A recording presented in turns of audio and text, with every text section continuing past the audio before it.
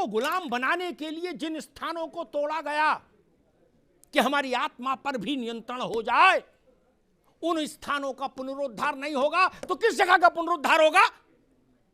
आपकी कोठी में पैसा लगे तो जायज, और बाबा विश्वनाथ के कॉरिडोर बने तो नाजायज। जितना पैसा लगा है ना, बुरा मत मानना, मैं ऐसे सैकड़ों राजनेताओं को जानता, सैकड़ों, जिनके पास इस मूल्य से ज्यादा के इमारतें हैं जितना कॉरिडोर में लगा है कुल। राव साहब गलत तो नहीं कह रहा? 100 एसी लगे, 100 एसी। इंद्र की सभा लगती है। अरे पशु पक्षी भी विदेशी हैं। 2.5 लाख का तोता, उसको मकाऊ बोलते, क्या बोलते? पकाऊ। हाँ, एक नेता थे, बोले ये पकाऊ लाए, मकाऊ बताए। बोले मैंने कितने का लाए? बोले भैया 2.5 लाख का लाए। वो भी कह रहे थे मैं गरीब के लिए रात भर जगता हूं। मैंने कहा फिर मकाऊ को कब खिलाते हो जब गरीब के लिए रो रहे हो? 7.5 लाख रुपया का चश्मा।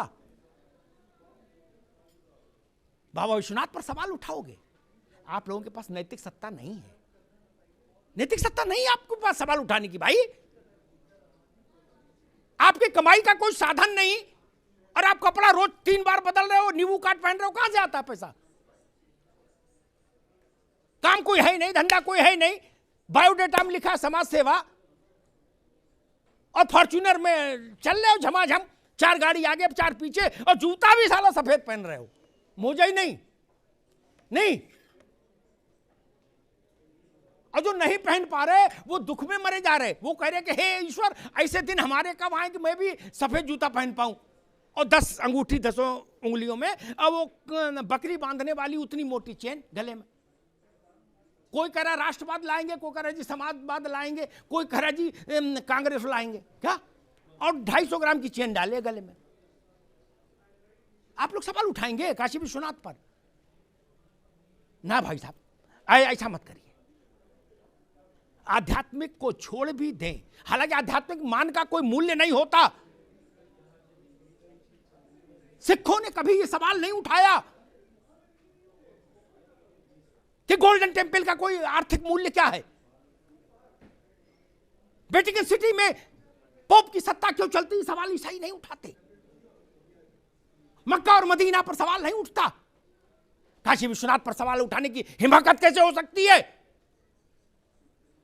अयोध्या पर सवाल उठाने की हिमाकत कैसे हो सकती है? जब राजनीति नहीं थी, जब पार्टियां नहीं थी, जब नेता नहीं थे, तब इस देश को किसने एक रखा मेरे मित्र?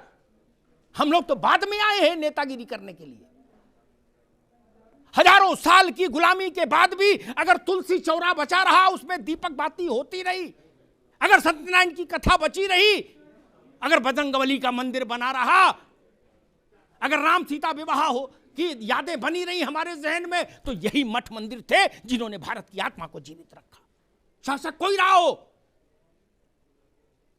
शक आए, हूड़ आए, मुगल आए, कहां कहां के अलवन बलवन सब आ गए, क्या कर लिए? काल के गाल में समा गए। केवल हम जिंदा रहे। कुछ बात है कि हस्ती मिटती नहीं हम।